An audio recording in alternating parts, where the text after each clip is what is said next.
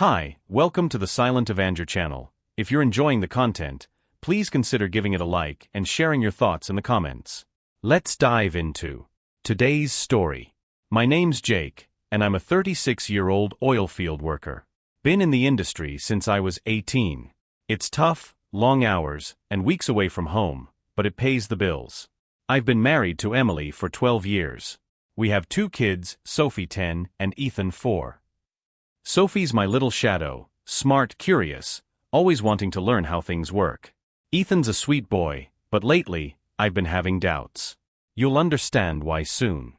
Emily and I met through a mutual friend when I was 22. She was the kind of girl who lit up every room she walked into, funny, sweet, with a laugh you could hear from a mile away. She supported my career, even knowing it would mean long stretches apart. For years, I thought we were a team.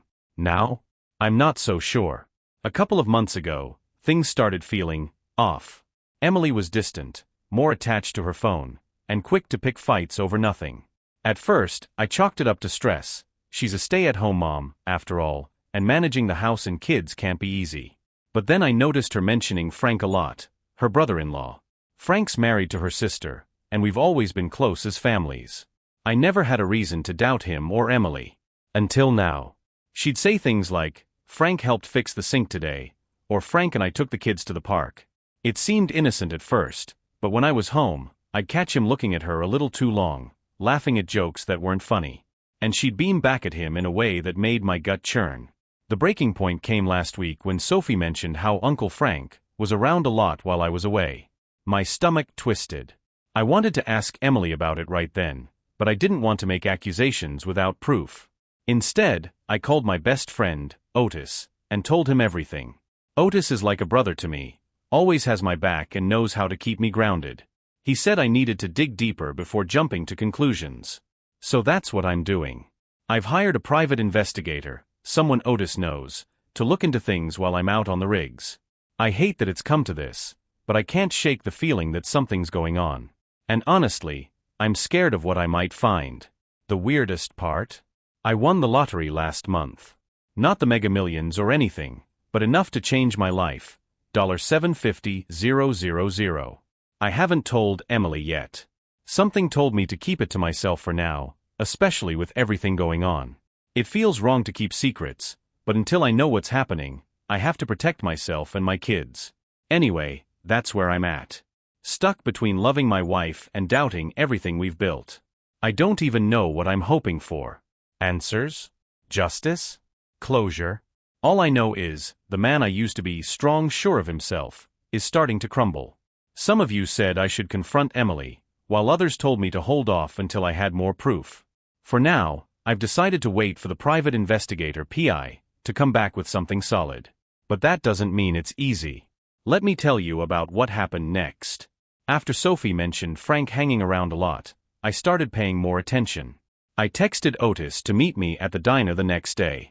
Otis has always been the kind of guy who can cut through the noise and tell it like it is. When I laid everything out for him, he whistled and shook his head. "Jake, I'm not saying Emily's guilty, but it doesn't look good. If it were me, I'd dig, but quietly. Don't give her a reason to cover her tracks." He was right. Confronting her without knowing the full story would only make things worse. We talked for a while about the PI, and Otis offered to help with whatever I needed. I felt better after that, like I wasn't carrying this alone anymore. But here's the kicker: that same night, I caught Emily in a lie. When I got home, she was on the couch with her phone, scrolling like she always does. I casually asked her what she'd been up to that day. She said, "Oh, just the usual. Cleaning, playing with Ethan, and catching up with my sister." Her sister? I didn't think much of it at first.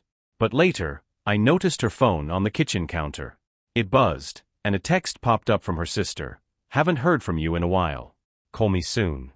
My blood ran cold. If she hadn't talked to her sister, what was she doing all day? I didn't bring it up. Instead, I made an excuse to go outside, pacing the driveway and trying to calm down. I was furious but also scared. If she was lying about something as small as this, what else was she hiding? The next morning, the PI called. He didn't have much yet, but said he was tracking Frank's movements and checking out Emily's routine. He asked if I had noticed anything odd, unusual purchases, longer trips to the store, or her being more protective of her phone. I thought about the way she'd been keeping her phone face down a lot lately and how she'd been going to yoga every Thursday night, even though she's never been into fitness. I told him to look into that.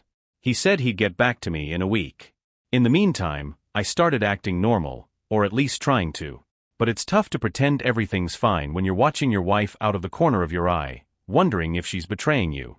Every time her phone buzzed, I'd feel this rush of anger and dread. I wanted to grab it, open it, and demand the truth. But I held back. Then 2 days ago, Frank came over while I was home. That never happens. He's always around when I'm on the rigs, but this time he showed up with some lame excuse about needing a tool he let me borrow months ago. I handed it to him and watched him squirm, like he couldn't wait to get out of there. Emily stayed in the kitchen the whole time, but I caught her glancing at him when she thought I wasn't looking. It was like there was this unspoken tension between them, something I couldn't put my finger on, but it felt wrong. After he left, I asked her, "What's up with Frank?" He seemed nervous. She laughed it off, saying, "You're imagining things. He's always awkward around you because you're so intimidating." That might have worked if I hadn't seen the way her cheeks flushed when she said it. I let it go, but inside I was boiling. Now, I'm stuck. The PI is working, Otis is backing me up, and I'm trying to keep it together. But every day feels heavier than the last. And then there's Ethan. The other night, while tucking him in, I caught myself staring at him, wondering if he was mine. The guilt hit me like a ton of bricks. He's just a kid. None of this is his fault. But I can't shake the doubts. I don't know what the PI will find, but part of me is bracing for the worst. Whatever happens, I'll deal with it, for Sophie, for Ethan, and for myself. I just hope I'm strong enough to face the truth. The PI called me yesterday with some preliminary findings. He didn't have anything earth-shattering yet, but what he found made my stomach turn. For starters, he confirmed that Emily's yoga classes on Thursday nights were a lie. She's been going to a hotel on the other side of town. He didn't have photos of her meeting anyone yet, but he's working on it. And Frank? He's been hanging out in that same area a lot lately. He works nearby, but the PI noticed he's been leaving his office early on Thursdays. Coincidence? I doubt it. Hearing that shook me. I had a feeling something was up, but knowing she was lying about where she was going felt like a punch to the gut. I didn't say anything to her last night. Instead, I called Otis and asked him to meet me at the bar. I needed to talk this through before I did something I'd regret. When I told Otis about the hotel, he slammed his beer on the table so hard it spilled. "Jake, you need to confront her. Now. Forget waiting for more proof, this is enough." I knew he was right, but the thought of sitting Emily down and having that conversation made my hands shake. What if I'm wrong? I asked him. What if it's something innocent? Otis stared at me like I'd grown a second head. Come on, man. She's been lying to your face. She's sneaking around, and Frank's involved. Do you really think this is innocent? I couldn't argue with him. Deep down, I knew the truth. I just wasn't ready to face it. The next morning, I decided to test the waters. While Emily was making breakfast, I casually mentioned that I might be back early for my next shift, just to see her reaction. She froze for a second, then forced a smile. That's great. The kids will love having you home more. But her voice was tight, and she wouldn't meet my eyes. That reaction told me everything I needed to know. Later that day, the PI sent me photos of Emily leaving the hotel. No one was with her in the pictures, but she looked too polished for someone who was supposedly at a yoga class. Hair done, makeup perfect, wearing a dress I hadn't seen before. She looked beautiful, and it killed me. That night, Sophie asked if we could have a family movie night. She curled up next to me on the couch while Emily sat on the other side with Ethan. For a moment, everything felt normal. I almost convinced myself I could ignore what I knew.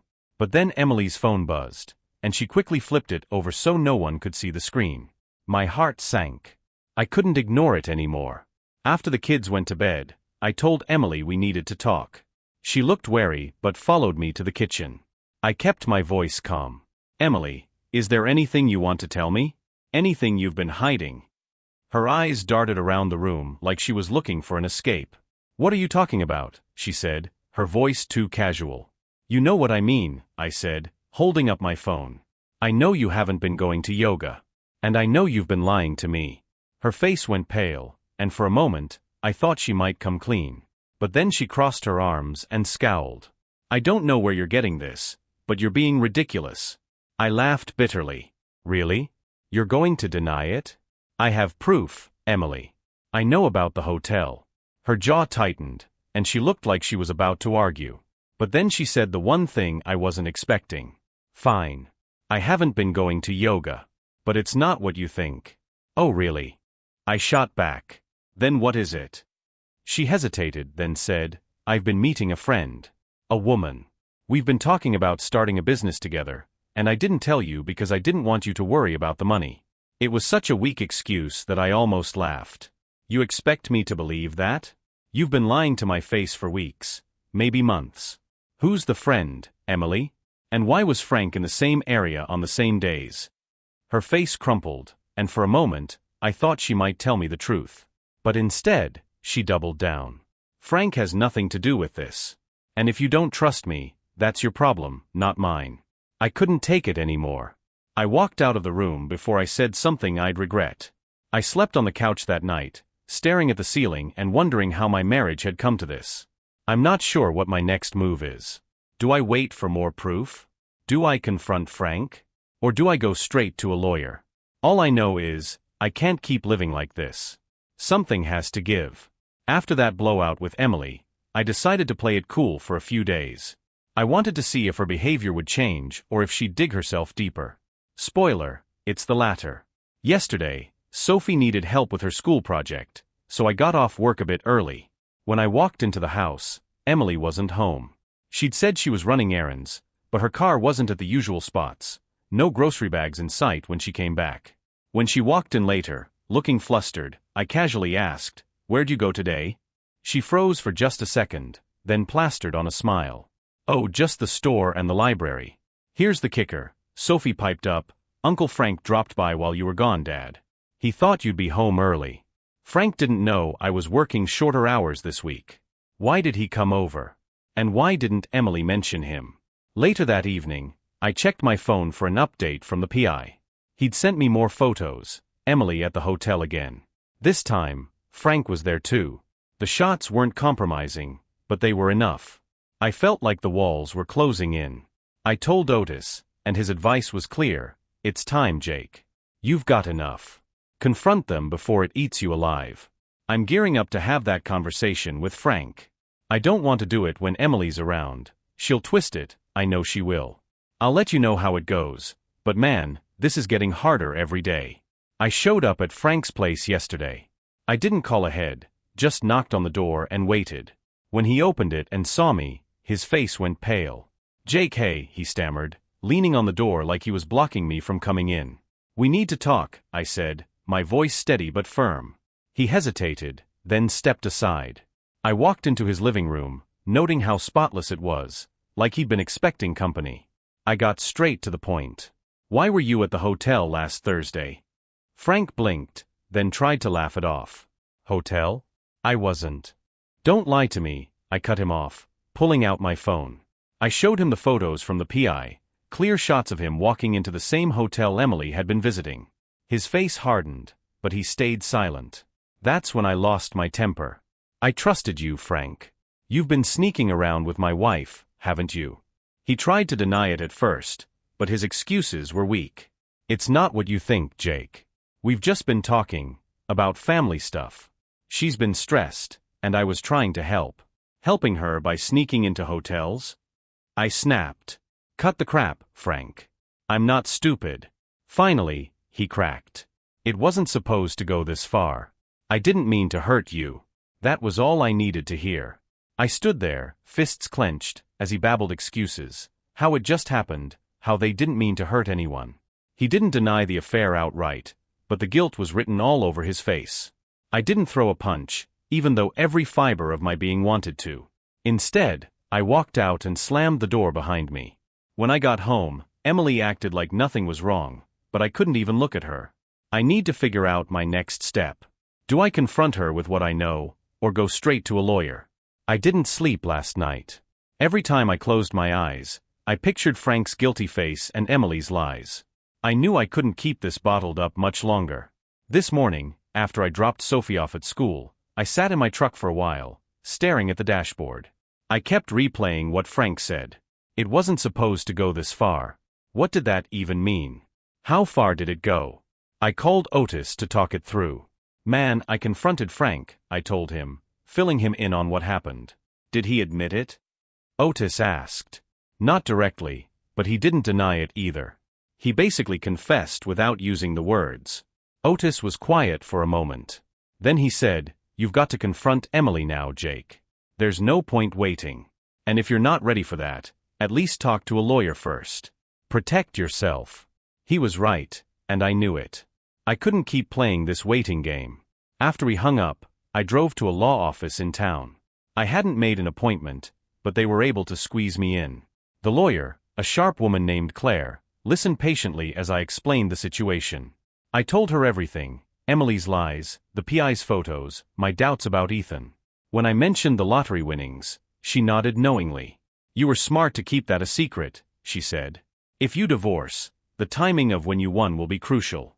If she doesn't know about it yet, it'll be easier to protect." She explained how to start documenting everything: texts, photos, bank statements, anything that could help if this went to court. She also suggested a paternity test for Ethan, but I wasn't ready to go there yet. Just thinking about it made me feel sick. When I got home, Emily was in the kitchen, acting like everything was fine. I wanted to confront her right then, but Sophie and Ethan were playing in the living room, and I couldn't do it in front of them. Instead, I waited until after dinner, when the kids were in bed. As soon as I brought it up, her defenses went up. "What's this about now, Jake?" she said, crossing her arms. "You know what it's about," I said, keeping my voice steady. "Frank." Her eyes narrowed. "What about him?" "I talked to him," I said. "I know you've been seeing him. I've got photos of you at that hotel." She froze for a moment, then laughed, a bitter, humorless sound. "Is that what you think? That I'm having an affair with Frank?" "Don't play dumb, Emily. He admitted it went too far. What else am I supposed to think?" Her face twisted into a scowl. "Frank doesn't know what he's talking about. Nothing happened, Jake. We're just friends." "Friends don't lie about where they're going," I shot back. "Friends don't sneak around behind their husbands' backs." She opened her mouth like she was going to argue, but then stopped. For a moment, I thought she might tell the truth. But instead, she turned the blame on me. "If you were home more, maybe I wouldn't have needed someone to talk to," she said, her voice cold. That hit me like a slap. "Don't you dare put this on me," I said, my voice shaking. "I've been breaking my back out there to provide for this family, and this is how you repay me." She didn't respond, just stood there glaring at me. Finally, I walked away. I didn't trust myself to keep calm if I stayed in the room. Now I'm sitting in my truck again, writing this out to clear my head. I don't know where to go from here. Emily won't admit anything, and I can't stay in this limbo. The lawyer said I need to decide if I'm ready to take the next step. I'm not sure I'm ready, but I'm getting there. After that argument with Emily, I realized something: I can't keep waiting for her to come clean. If she hasn't admitted the truth by now, she never will. I need to take control of the situation, for my sanity and for my kids. The first thing I did the next day was call the PI. I asked him to focus on getting me solid proof of the affair, something I could take to court if it came to that. He said he'd already been working on it and would send me an update soon. Meanwhile, I decided to take Claire's advice and start documenting everything. I went through our joint accounts and noticed some strange charges: small purchases at restaurants I've never heard of, cash withdrawals during times I was out of town. Nothing huge, but enough to raise questions. But the hardest part was Ethan. I'd been avoiding the paternity test because I wasn't ready for the answer. But now, every time I looked at him, I felt this crushing weight of doubt. He's my son in every way that matters, but I need to know the truth. I ordered a home DNA test kit online. It arrived yesterday, and I spent half the day just staring at the box, debating whether I could go through with it. Eventually, I decided I owed it to myself, and to Ethan, to know for sure. That night, after the kids were asleep, I quietly swabbed his cheek and sealed the sample. I'll send it off tomorrow. The waiting is going to be torture, but at least I'll have an answer soon. As for Emily, she's been acting strange since our argument. She's more cautious now, watching me like she's trying to figure out what I know. She's also been overly affectionate, like she's trying to distract me or make me forget about everything. This morning, she came into the living room while I was drinking coffee. She sat next to me, too close, and put her hand on my arm. "Jake, I know things have been tense lately," she said, her voice soft. "But I love you. I hope you know that." I didn't say anything at first, just stared at her hand on my arm. Finally, I said, "If you love me, you'd be honest with me. About everything." Her hand jerked back like I'd burned her. "What are you talking about?" "I am being honest." I didn't respond. I couldn't. If I started talking, I'd say too much, about the PI, the photos, the DNA test. Instead, I stood up and walked out of the room. I don't know what's worse, the lies or the fact that she thinks I'm stupid enough to believe them. The next step is waiting for the PI's report and the DNA results. Until then, I'm keeping my distance from Emily. Every day it feels like the walls of this marriage are crumbling, but at least I'm starting to see a path forward. The DNA test was mailed out yesterday. Now, all I can do is wait. I feel like I'm carrying a bomb, and I have no idea when it's going to go off. The PI sent me an email this morning with his latest findings. He got photos of Emily and Frank meeting again, this time, holding hands as they walked into the hotel. That was it. That was the proof I needed. It hurt like hell to see those pictures, but at least now there's no denying it. I called Otis right after. "It's time," I told him. "You sure, Jake?" he asked. "Yeah," I said. "I've got the proof. I'm confronting her tonight." The rest of the day felt like a blur. I went through the motions at work, but my mind was on what I was going to say. By the time I got home, I felt like my heart was pounding out of my chest. Emily was in the kitchen, making dinner like everything was normal. I couldn't take it anymore. "We need to talk," I said, leaning against the counter. She turned around, holding a spatula, her face a mix of confusion and concern. "What's wrong?" I pulled out my phone and opened the email from the PI, holding it out for her to see. This is what's wrong." She stared at the screen, her face draining of color as she looked at the photos. Then she set the spatula down and crossed her arms. "Jake, it's not what it looks like." I couldn't believe she was still trying to lie. "Not what it looks like. You're holding hands with my brother-in-law, walking into a hotel. What the hell else could it be?" Her voice got defensive. "We weren't doing anything wrong. I swear." "Enough," I shouted, slamming the phone down on the counter. "Stop lying, Emily. Just tell me the truth." For a moment, she said nothing, just stared at me with wide eyes. Then she started crying, covering her face with her hands. "I'm sorry," she sobbed. "I didn't mean for this to happen." "Didn't mean for what to happen?" I asked, my voice shaking. She looked up at me, tears streaming down her face. "It was just once. I swear. It was a mistake. I didn't want to hurt you." I felt like the room was spinning. "A mistake," I repeated. "You've been sneaking around for weeks, maybe months, and you're calling it a mistake?" "I love you, Jake," she pleaded, stepping toward me. "I made a terrible mistake, but it didn't mean anything. Please, don't let this ruin us."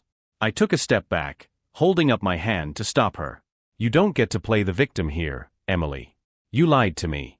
You betrayed me. And now you want me to just forget about it? Like it never happened." She started crying harder, but I couldn't bring myself to comfort her. "Not this time." "I don't know what's going to happen next," I said, my voice cold. "But I do know this, I can't trust you anymore." I walked out of the kitchen, leaving her standing there, sobbing.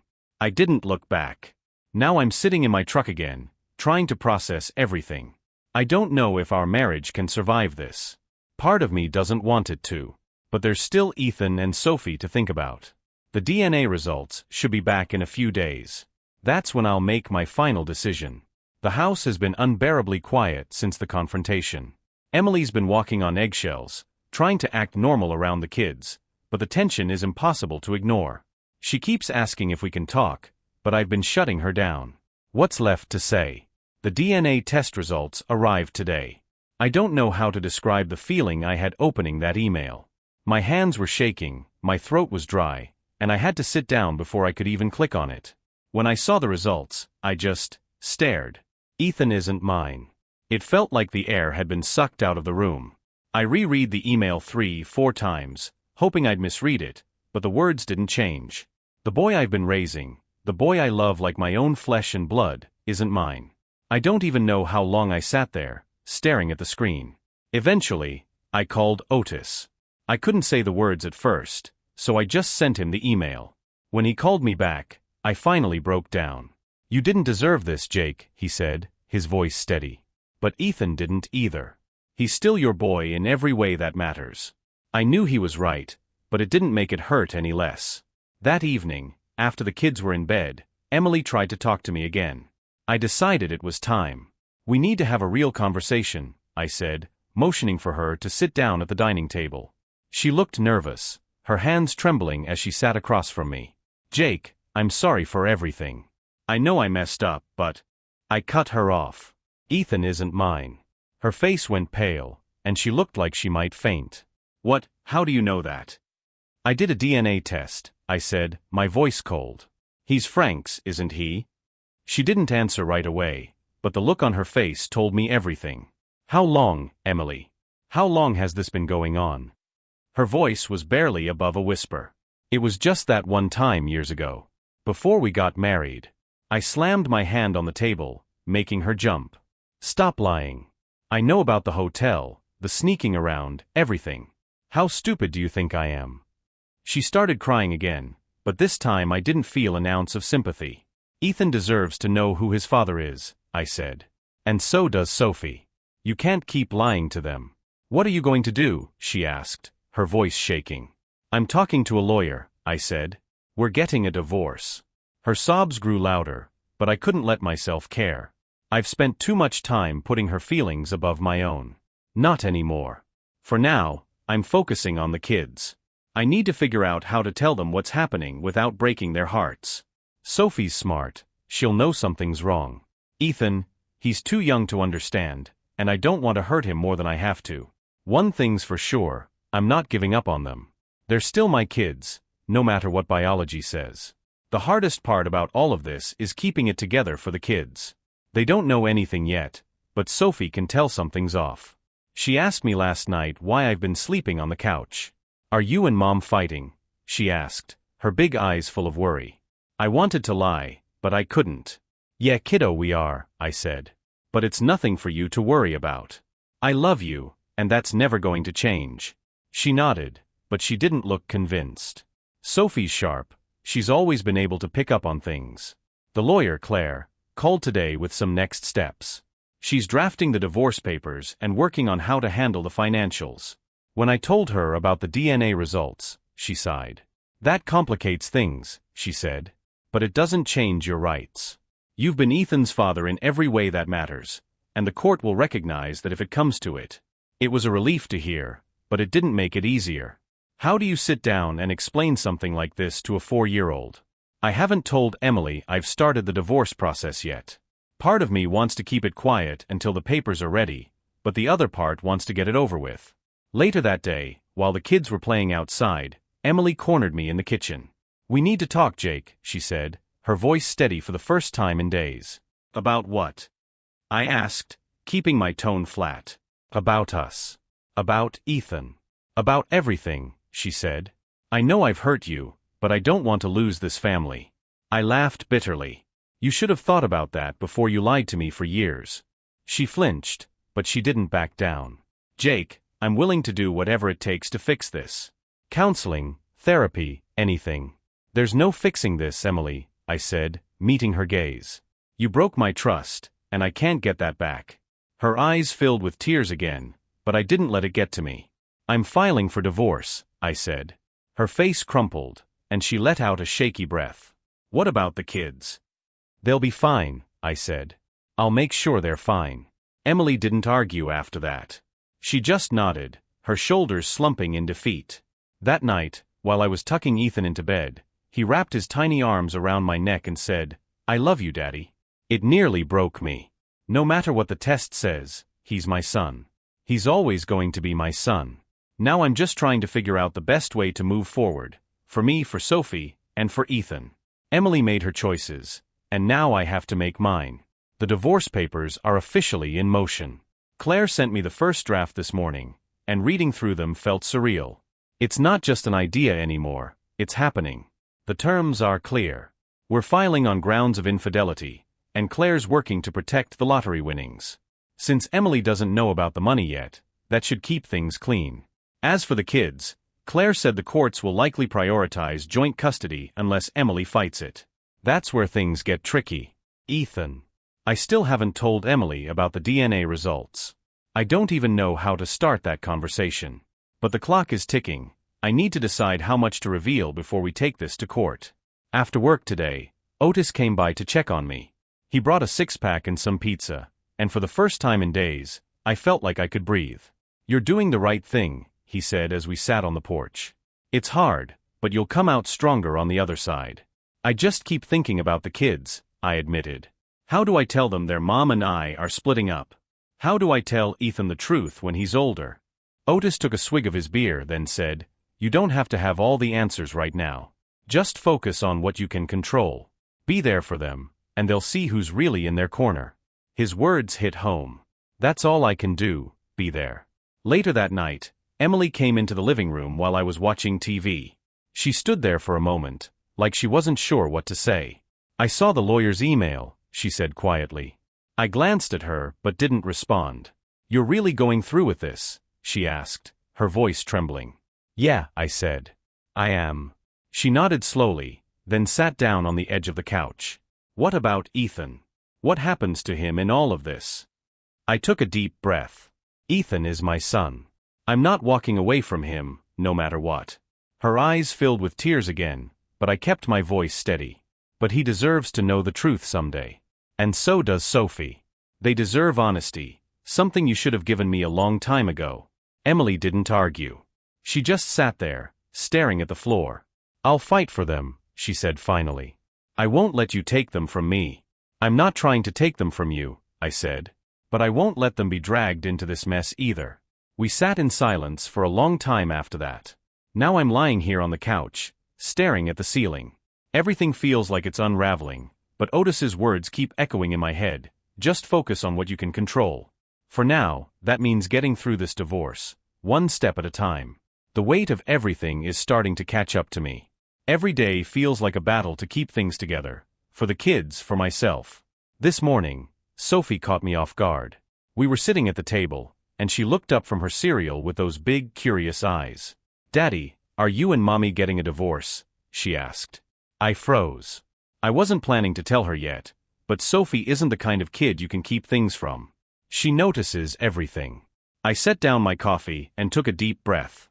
Yes, sweetheart, we are. Her face crumpled, and for a second, I thought she was going to cry. But she surprised me. Is it because of Uncle Frank?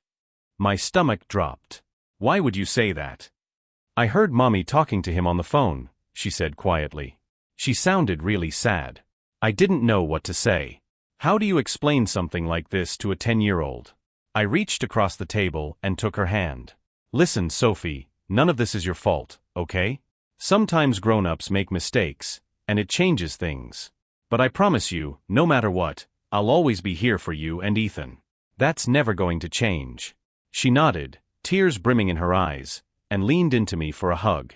I don't want us to be like Katie's family, she said, her voice muffled against my chest. Katie is her friend from school whose parents went through a messy divorce last year. I could feel her fear, and it broke my heart. I'll do everything I can to make this as easy as possible, I told her. You and Ethan are my top priority. After I dropped her off at school, I drove around for a while, trying to clear my head. Knowing she'd overheard something about Frank made me feel sick. I don't want the kids caught in the middle of this, but it's already happening. When I got home, Emily was waiting for me in the kitchen. Sophie knows, I said, not even bothering with a greeting. She looked surprised. Knows what? About the divorce. And she mentioned hearing you on the phone with Frank. Emily's face paled, but she quickly recovered. Jake, I told you. Save it, I cut her off. I'm done listening to excuses. You need to start thinking about how we're going to tell the kids together, because they deserve the truth. Her shoulders slumped, and for the first time in days, she didn't argue. Fine, she said. We'll talk to them tonight. The rest of the day dragged. When the kids got home from school, Emily and I sat them down in the living room. Mommy and Daddy need to talk to you about something important, I started, my voice steady but heavy. Sophie sat close to Ethan, holding his hand. She already knew, but Ethan looked confused. "Mommy and I have decided that we're not going to be married anymore," I said. "But we're still your parents, and we both love you very much. That's never going to change." Ethan's lip quivered, and he looked up at Emily. "Why, Mommy?" he asked. Emily hesitated, then said, "Sometimes grown-ups make mistakes, and it makes things hard to stay together. But this isn't your fault, okay? We both love you and Sophie more than anything." Sophie stayed quiet, her face set in a way that made her look older than her years. Ethan started crying, and I pulled him into my lap, holding him tight. It was one of the hardest moments of my life, but it had to be done. Now the kids are asleep, and the house feels emptier than ever. I don't know how we're going to navigate this, but I'll keep fighting for them, for their happiness, their stability, and their trust. It's been a few days since we told the kids. Sophie's been quieter than usual, keeping to herself, but she still helps with Ethan when he gets upset. She's stronger than I ever realized, but it hurts to see her trying to hold everything together like she's the adult. Ethan, on the other hand, doesn't understand. He's been asking a lot of questions. Why Mommy and Daddy can't live in the same house, why we're mad at each other, if it's his fault. That last one hit me hard. "Nobody," I told him, kneeling to his level. "This has nothing to do with you. Mommy and I both love you, and we always will." He nodded, but he still looked confused. He's too young to understand the full picture, and honestly, I don't know how much to tell him. Emily's been different too. She's quieter, like she's trying not to cause any more trouble. But every now and then, I catch her staring at me with this mix of regret and sadness. I can tell she wants to talk, but I'm not ready for that. Yesterday, Claire called with an update. The divorce papers are almost ready to file, and she wanted to go over some details about custody.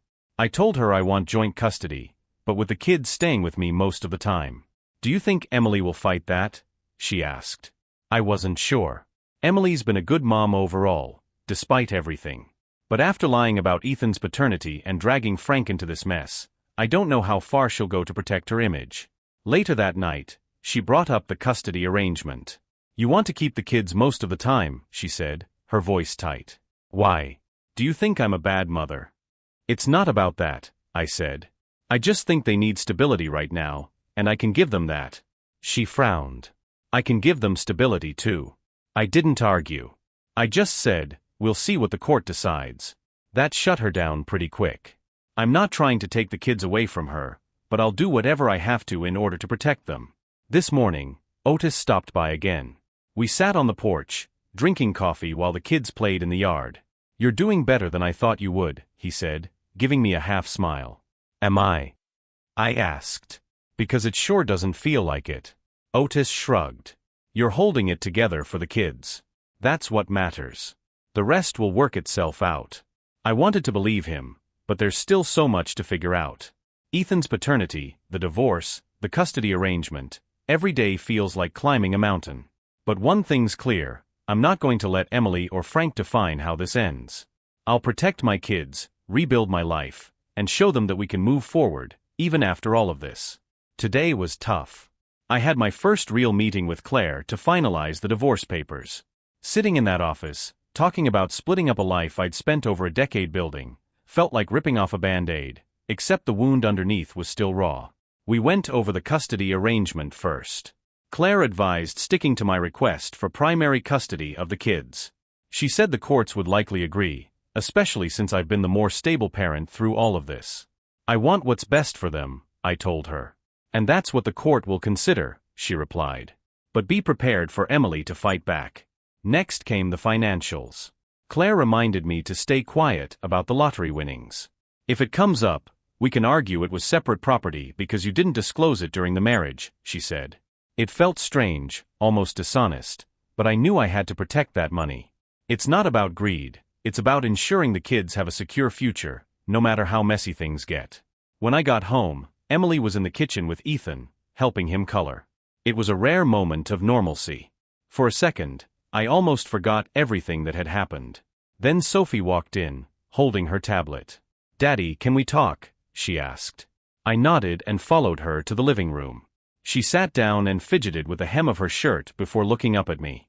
Why can't you and Mommy just fix things? She asked, her voice small. My chest tightened. Sweetheart, sometimes when grown-ups make mistakes, it's hard to fix them, I said gently. But don't you still love each other? I didn't know how to answer that.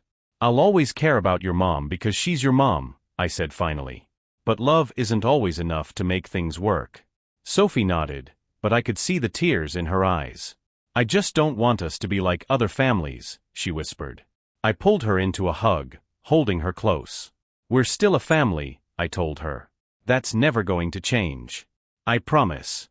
Later, after the kids went to bed, Emily came into the living room. She looked like she wanted to say something, but instead, she sat down on the other side of the couch, staring at her hands. Finally, she said, Are you really going to take them away from me? I sighed. Emily, no one's taking them away. I just think they need stability right now, and I can give them that. Her eyes filled with tears, but she didn't argue. For the first time, she just nodded. Now I'm sitting here, wondering what happens next. The papers will be ready soon, and once they're filed, everything becomes real. There's no turning back after that. But even with all the uncertainty, one thing's for sure, I'm going to do whatever it takes to protect my kids and give them the best life I can. The divorce papers are filed. It's done. Walking into the courthouse this morning felt surreal. Claire was calm and professional as always, but my hands were shaking the entire time. I kept thinking about everything this meant, splitting up my life with Emily, the kids adjusting to a new reality, and the inevitable fallout when the papers were served. Afterward, Claire reassured me. You've taken the first step, Jake. From here, we let the process work itself out. I nodded, but it didn't feel like a victory. It felt like a loss. When I got home, Emily was in the living room, scrolling on her phone. She looked up when I walked in, her expression guarded. Where were you? I filed the papers, I said bluntly. Her face fell, and for a moment, she looked like she might cry. But then she straightened her shoulders and nodded. I figured you would. I'll do whatever it takes to make this smooth for the kids, I said. But this is happening, Emily. It's time to face that. She didn't argue. Instead, she stood up and walked out of the room. The kids were in the backyard, so I went out to join them. Sophie was helping Ethan with the swing set, and seeing them together brought a lump to my throat. No matter how messy things get, they're my reason for pushing forward. Daddy, come push me. Ethan called out, waving his little arms. I spent the next hour outside with them, laughing and playing, trying to give them some sense of normalcy. For that short time, everything felt okay. Later that evening, after the kids were in bed, I sat on the couch with a beer, staring at the blank TV screen. My phone buzzed, Otis checking in, as usual. How you holding up, man? His text read.